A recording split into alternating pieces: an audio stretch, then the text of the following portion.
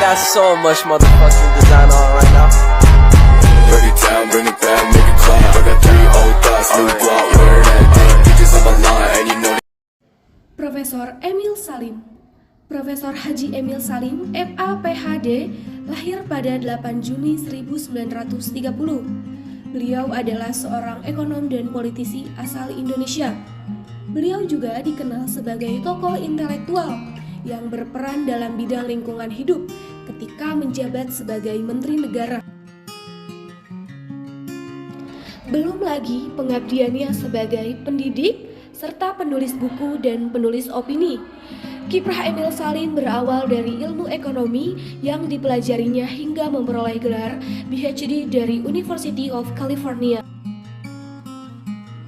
Emil pertama kali berkenalan dengan Sumarlin saat ia menganyam pendidikan tinggi di Fakultas Ekonomi Universitas Indonesia (FEUI). Kala itu keduanya sama-sama menjadi mahasiswa dan asisten dosen.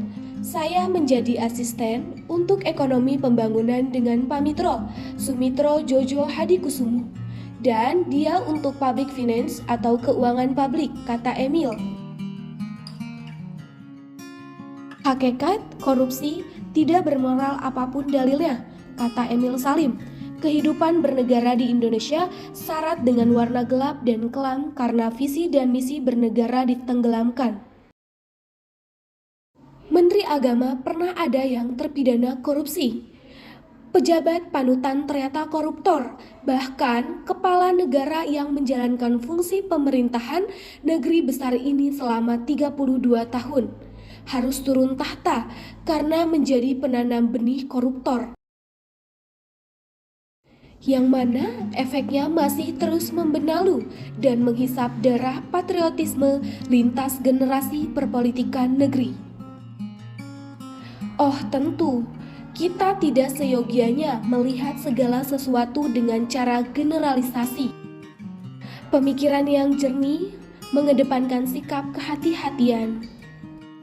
Sebaliknya, tidak semua yang memiliki jabatan dan tanggung jawab mulia itu suci, termasuk tokoh agama ataupun elemen penegak hukum maupun Komisi Pemberantasan Korupsi.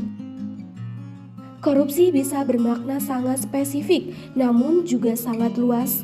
Kita perlu melihat konteksnya.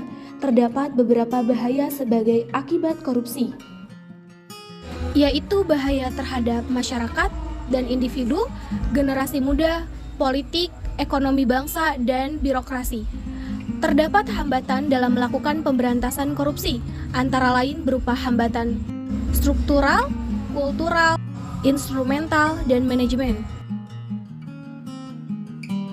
Langkah-langkah untuk mengatasinya antara lain mendesain dan menata ulang pelayanan publik, memperkuat transparansi, pengawasan dan sanksi, meningkatkan pemberdayaan perangkat pendukung dalam pencegahan korupsi, penggelapan dalam jabatan, pemerasan, perbuatan curang, pembenturan dan pengadaan, gratifikasi.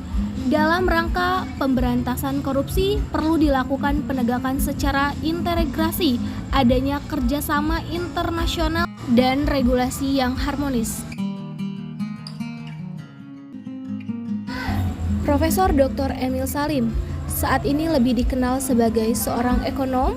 Sosok Emil Salim memiliki rekam jejak bersih dari tindakan korupsi selama 3 kali menjabat sebagai seorang menteri pada saat pemerintahan di masa lampau. Kala era kepemimpinan Presiden Soeharto, dirinya pernah menjabat sebagai Menteri Negara bidang penyempurnaan dan pembersihan aparatur negara, Menteri Perhubungan, serta Menteri Negara Pengawasan Pembangunan dan Lingkungan Hidup. Meski menjadi pejabat di era kepemimpinannya yang saat ini kental akan penilaian negatif, baik, begitulah cuplikan mengenai tokoh Emil Salim. Kurang lebihnya mohon dimaafkan.